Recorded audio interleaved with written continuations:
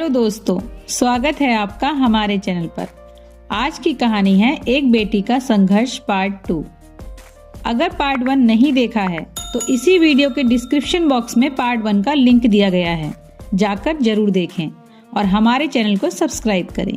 जब तक सुधा के बाबूजी जिंदा थे तब तक तो माँ बाबूजी एक साथ ही रहते थे, लेकिन अब माँ कैसे रहेगी। दोनों भाइयों ने मिलकर यह फैसला किया कि माँ को एक भाई रखेगा और 6 महीने माँ को एक भाई। माँ अब बड़े भाई के साथ रहने लगी थी। सुधा की माँ अपने बड़े बेटे के यहाँ चली तो गई थी, लेकिन अंदर से उनका मन नहीं था जाने का। उनका मन बहुत घबरा रहा था, लेकिन उनके पास भी मजबूरी थी। अब किसी न किसी बेटे के यहाँ तो जाना ही था। आखिर वह अकेले कैसे रहती। सुधा की माँ दिन में तो अच्छे से रही, सब लोग ने उनके साथ अच्छे से बात की, खाना भी खिलाया। जब रात में सोने का समय हुआ तो सुधा की भाभी ने बरामदे में बाहर अपनी सासू माँ के लिए चारपाई लगा दी और वहीं पर सोने के लिए बोल दिया। उन्होंने बोला, अब हमारे पास तो 2 ही कमरे हैं, एक में मैं और आपका बेटा सोते हैं और दूसरे कमरे में बच्चे पढ़ते हैं। आप तो खुद समझदार हैं। सुधा की माँ ने कुछ नहीं कहा। हाँ बहू, कोई बात नहीं, मैं सो जाऊंगी। अब तो रोज का यही सिलसिला हो गया था। जाड़े का मौसम था, लेकिन फिर भी सुधा के भाई ने अपनी माँ को बाहर बरामदे में सुला दिया था और उनके पास ओढ़ने के लिए कंबल भी सिर्फ पतला वाला दे दिया था। सुधा एक दिन अपनी माँ से मिलने के लिए अपने भाई के यहाँ गई। वहां सबसे मिली और कुछ देर अपनी माँ के साथ घर के बगल वाले पार्क में घूमने के लिए चली गई। वहां सुधा ने अपनी माँ से पूछा, माँ सोती कहाँ हो? तुम्हारी चारपाई तो कहीं दिखती नहीं है। सुधा की माँ को अब बर्दाश्त नहीं हो रहा था। उसने अपनी बेटी को सारी बात बता दी कि वह बरामदे में सोती है और कितनी ठंड है, फिर भी उसको एक पतला सा कंबल दे दिया गया है। पूरी रात ठंड से कांपती रहती है। अपनी माँ के बारे में ऐसा सुन सुधा को बहुत ज्यादा गुस्सा अपने बड़े भाई पर आ रहा था। वह तुरंत अपने बड़े भाई से जाकर बोली, भाई कुछ तो शर्म करो आप। मैंने सुना कि माँ को आप लोग घर के बाहर बरामदे में सुला देते हो। क्या माँ के लिए इस घर में इतनी सी भी जगह नहीं है कि वह घर के अंदर सो सके? गर्मी की बात होती तो बात अलग थी, जाड़े की रात में कोई कैसे सो सकता है बाहर। तभी सुधा की भाभी ने कहा, देखो सुधा, तुमको इतना ही ज्यादा माँ पर प्यार आ रहा है तो ले जाओ अपनी माँ को, पास रख लो। हम अपने पास रख रहे हैं, वही बहुत बड़ी बात है। अब हम माँ के लिए अलग से नया घर तो नहीं किराए पे ले सकते हैं।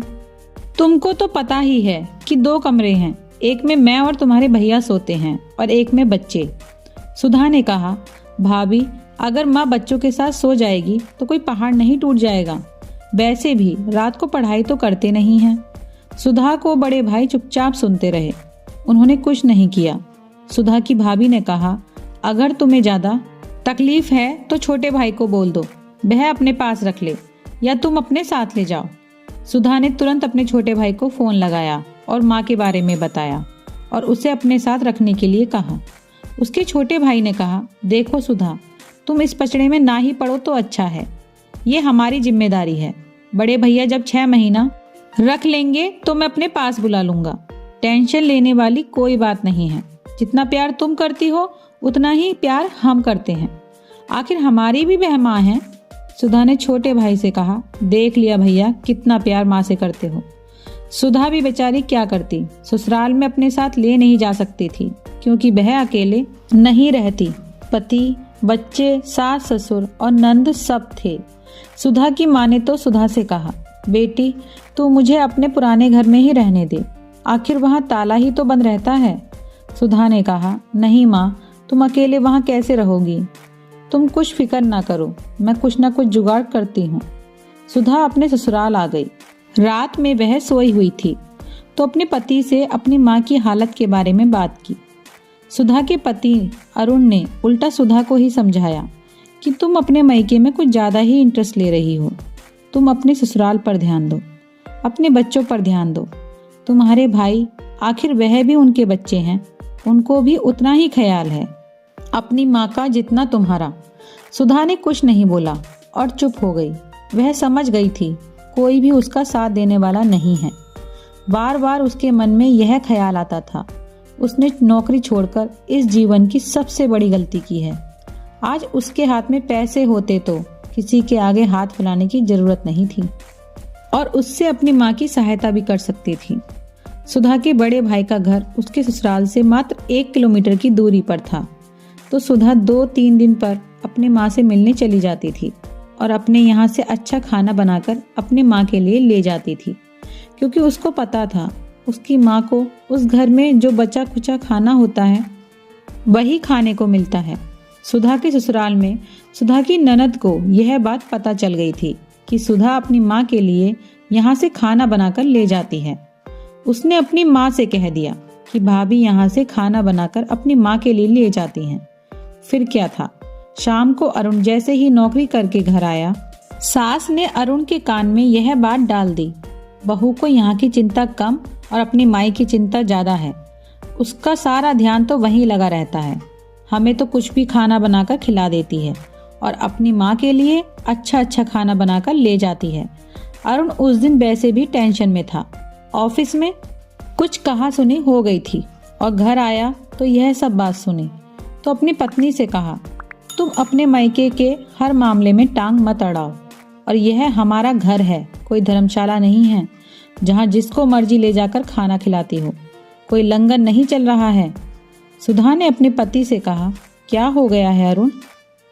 अगर मैंने माँ के लिए कुछ बनाकर खिला दिया तो इतना कहने की देर थी कि उसके पति ने सुधा को एक थप्पड़ जड़ दिया और चुप करा दिया। सुधा कई दिनों से नौकरी करने के लिए सोच रही थी, लेकिन वह फैसला नहीं कर पा रही थी कि नौकरी करे या नहीं करे। लेकिन उस दिन की घटना के बाद उसने अपना फैसला कर लिया था कि वह नौकरी जरूर करेगी, क्योंकि आज सुधा के आत्म स्वाभिमान को ठेस पहुंचा था। फिर क्या था, रात को खाना बनाकर उसने लैपटॉप खोला और कई सारे ऑनलाइन जॉब पोर्टल पर नौकरी के लिए रिज्यूम अपडेट कर दिया। 2-3 दिन के अंदर मेल पर बुलावा भी आ गया और इंटरव्यू के लिए जाना शुरू कर दिया, लेकिन कहीं से भी उसे पॉजिटिव रिजल्ट नहीं मिल पा रहा था। इंटरव्यू तो देकर आती थी, लेकिन सिलेक्शन नहीं हो पाता था। एक दिन जैसे ही इंटरव्यू देकर घर आई, अरुण उस दिन पहले ही घर आ चुका था। उसने सुधा को देखते ही ताने मारे, देखो मैडम आ गई नौकरी करके, इनके बॉस ने अच्छी तरह से इंटरव्यू लिया होगा, अब यह मैडम बुढ़ापे में नौकरी करेगी। लेकिन सुधा ने अपने पति की इस बात का कोई जवाब नहीं दिया।